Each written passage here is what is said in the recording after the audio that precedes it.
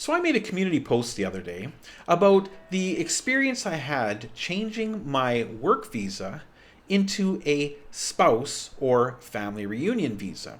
And to be honest, it went way better and way smoother than I ever expected. And a couple of my viewers have asked me if I wouldn't mind making a video to explain what happened. So, let's talk about it.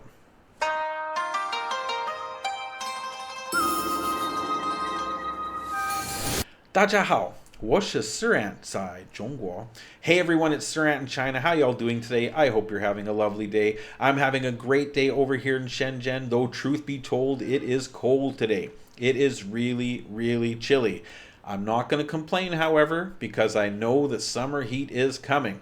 But you know what would make this day just a little bit better? If my great viewers wanted to help support the channel and help it to grow. It's really easy to do and absolutely free. All you've got to do is hit that subscribe button below, and if you like the content I'm making, throw a guy a thumbs up. It goes a long way in helping the YouTube algorithm to find my videos and to share them with more people. And if you have any questions or concerns or just want to leave a nice comment, by all means, please do so in the comments below.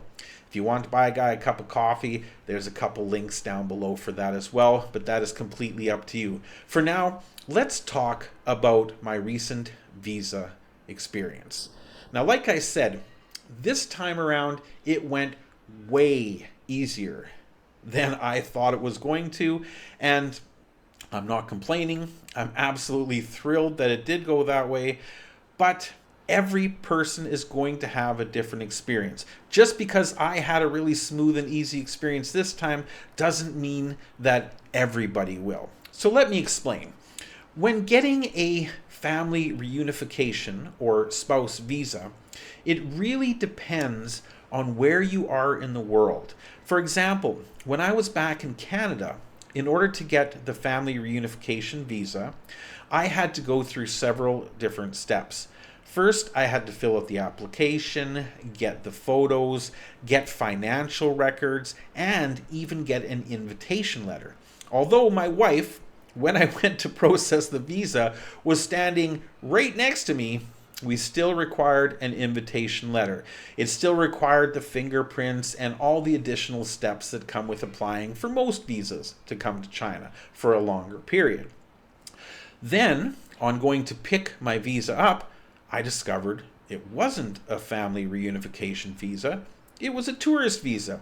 The reason being is that you cannot apply directly for the family reunification visa outside of China. You can put in all the paperwork to start the process, but in the long run, you have to be here in China.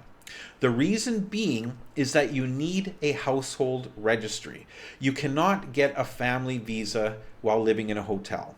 You must be a registered tenant or owner of a home here in China. So we had to come to China first on a 30-day tourist visa, find a place to live, sign all the documentation and paperwork, and then actually take that household register to the PSB when we went to go apply for the visa. This was very important.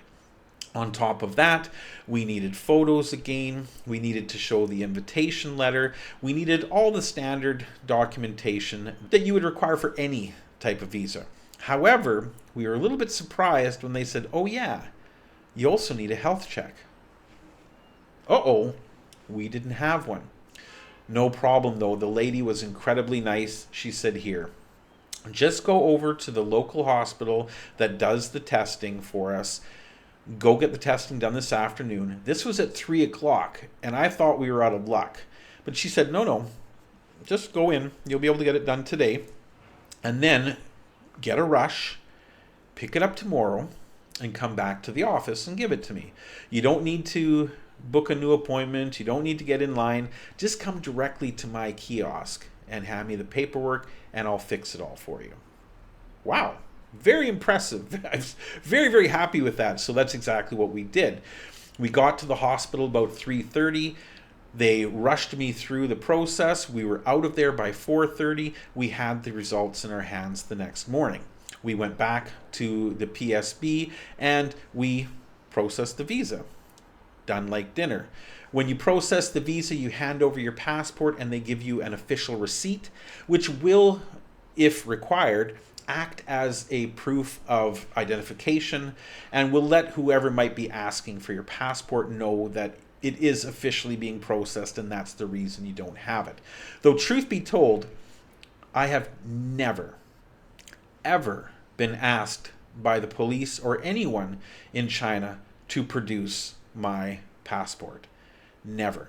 Now, I've heard stories from other foreigners saying, oh yeah, the police stopped me. They wanted to check my passport, or, so-and-so, they wanted to see this and they wanted to see that. Never has it happened to me. However, I lead a very clean and boring lifestyle. I don't go to clubs. I don't hang out with people that might have questionable activities going on. I don't stay out late at night getting drunk. I don't piss off the security guards in my building where I live. I'm a boring guy. And as such, I've never drawn any attention. The only time I've ever had to produce my passport is if I was staying in a hotel or booking a plane, train, or travel ticket within the country just as an identification. Nothing more. It was never for anything bad. So when I turn over my passport to the PSB, I don't worry about it. I've never even needed to show that receipt. Then a week later, you go back, you bring your receipt with you, you get your passport back, and it's done. So that's the typical process. Now, for every country, for every situation, it could be different. Now, in this situation, since I was changing from a work visa into a family reunification visa, some of my friends thought I might have some issues, because in the past, when they changed companies or changed their situation, they left their jobs, they immediately had to go with the company and process an exit visa, which was a 30-day visa, allowing them the opportunity to either find a new job, get a new visa processed, or start the procedure of either leaving China or moving on to a different chapter, maybe moving to a different city, a different job, etc. However, I was pretty confident this time that I wouldn't need that. I got the letter from my previous companies saying that I had been released from my contract, and I figured, well, instead of processing an exit visa, because I'm not exiting, I'm just going to take that piece of paper the next day and go to the PSB and see what happens. So we booked an appointment for this week, for a couple days ago, and we just went in to see what was going to happen. I was pretty sure they were going to say, well, you still need your health check because your previous health check was from 8 months ago, so you need to get a new one. I was pretty sure they were going to say, yeah, you need to get new photos, even though you've got a couple left over from last year, which, to be honest, are not as accurate as they could be. I look a little bit different than I did a year ago. So we expected the worst. We thought, okay, well, we'll book our appointment in the morning. That way, if we do need to go get the health check, then we can go back over to the hospital, do that. We can get photos right in the PSB if we need them. We can get any of the paperwork required and then go back the next day.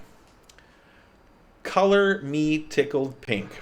We got in there, and with only a 20-minute wait, though we were early as well, we were half an hour early, so a 20-minute wait is not uncomfortable or unreasonable at all, in my opinion. We went to go see the agent. She asked a couple simple questions, looked at all the paperwork, and said, nope, you don't need a health check. Okay. Nope, I can use this picture. I can use one of your 2 leftover pictures from last year. You don't need to go get new pictures. Okay. Nope, you don't need an invitation letter. You're in China already with your wife standing next to you.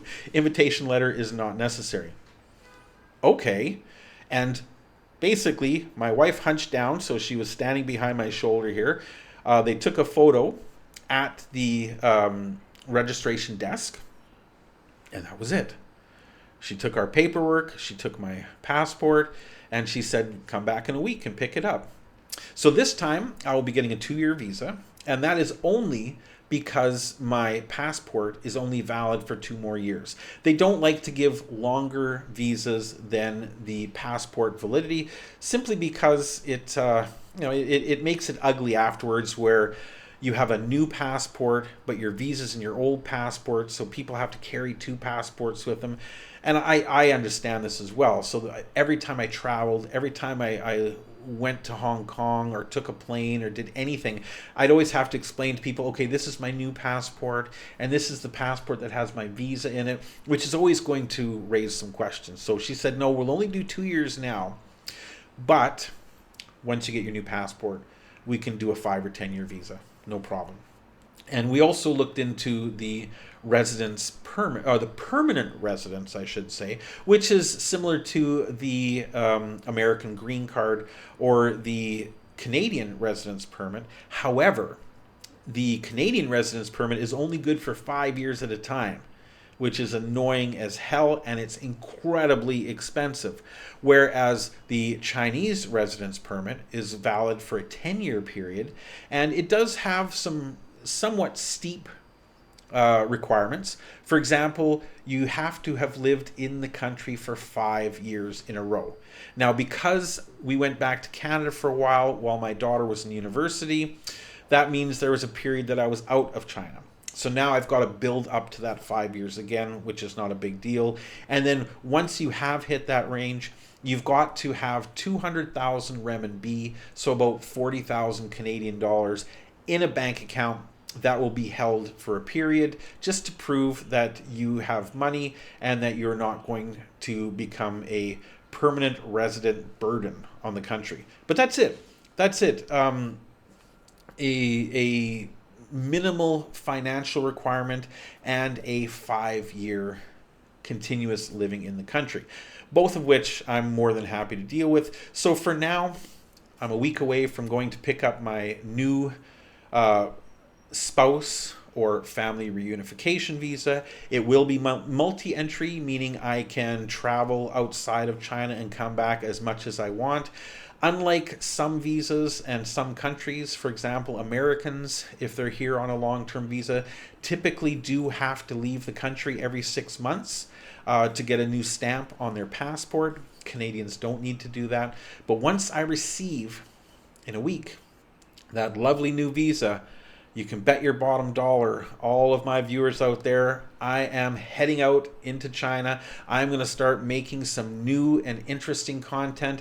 I'm going to make some content from small towns, small cities. I'm going to show you parts of China that most foreigners don't go. Forget about Beijing, Shanghai, Shenzhen, Guangzhou, all the big modern industrial cities. No way. I'm going to the villages, I'm going to the towns, I'm going to the smaller communities to show you what real life is like in China, and to kind of have a glimpse at how the people in those smaller communities deal with people like me. It's going to be interesting. It's going to be fun.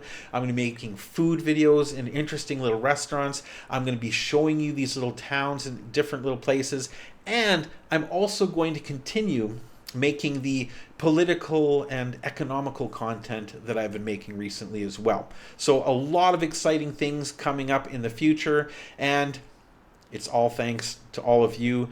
It's with your support that I'm able to continue to do this, even though technically I've lost my job, and now on a spouse visa, I'm not allowed to have a job anymore. You're not allowed to work in a Chinese company or even a foreign company in China on a spouse visa. So YouTube is it, baby. And I've got all of you to thank for it. Anyway, I hope that answered your questions. I hope you found that interesting. Otherwise, I'm going to stop the video here and we will see you in the next video. 再见.